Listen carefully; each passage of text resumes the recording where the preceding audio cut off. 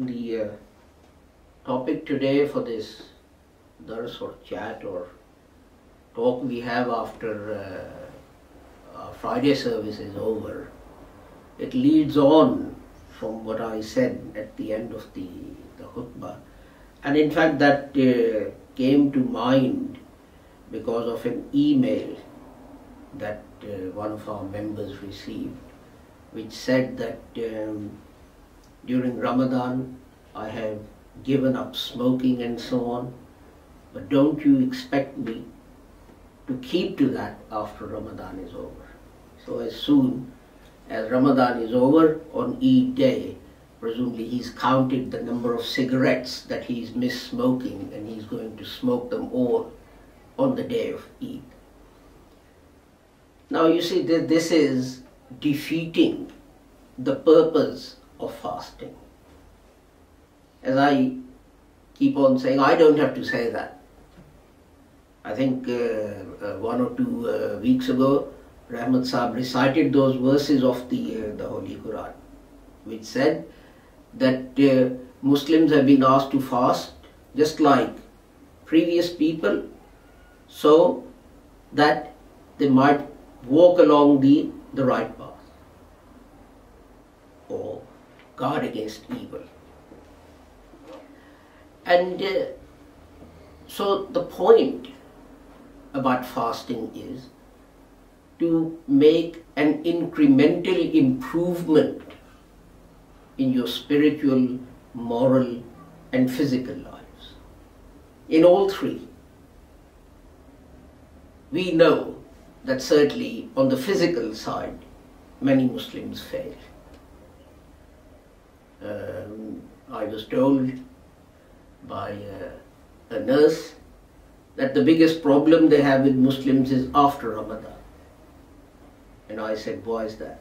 And she said their cholesterol, their diabetes, their blood pressure, everything goes up because of the huge meals they have in the morning and the huge meals they have when they break the fast.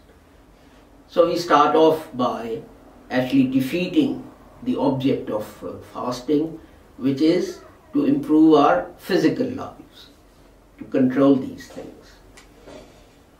And then of course there is the moral and the spiritual side. And of course linked to this physical thing is also smoking.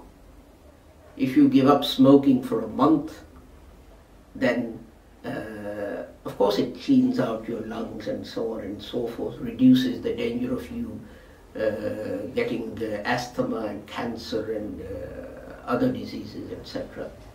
But if you go back to it, then you've lost that benefit.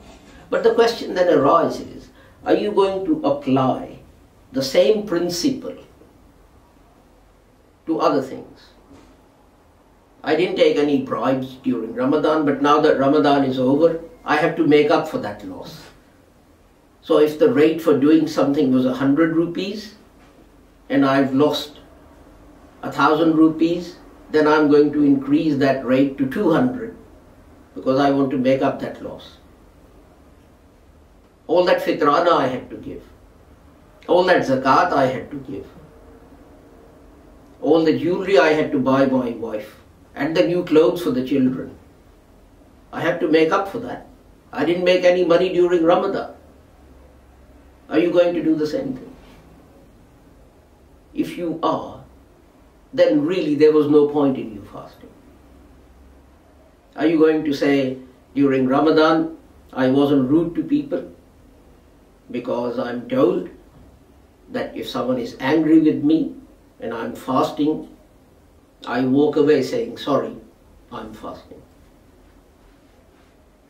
So, after Ramadan, if someone is rude to you, rather than do that, you're going to slap them in the face or punch them on the nose. And this is a lesson that we generally forget. That every Ramadan is supposed to make incremental improvements in our physical, moral and spiritual lives. And if we slip back to where we were before Ramadan started, then what was the point? And these Olympic Games we had were a perfect example. All the athletes, the training they did, the exercise they did, the running they did, the weightlifting they did, and then they took part in the Olympics. And what's going to happen after? If they stop doing that, then they lose the benefit of all that training and fitness and so on and so on. But all the examples I've given you have mostly been on losing physical improvements that you might have made to your health during Ramadan.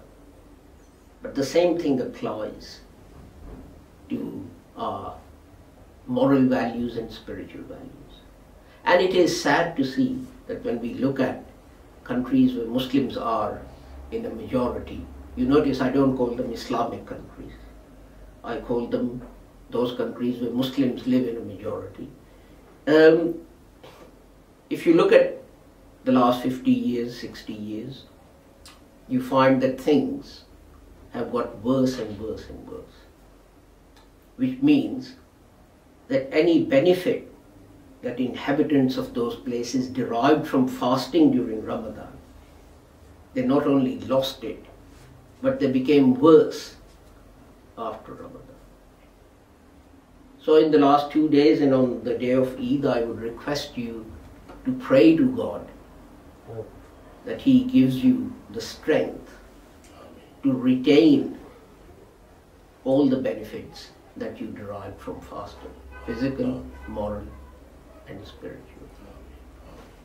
We'll end here. This is the last Friday in Ramadan.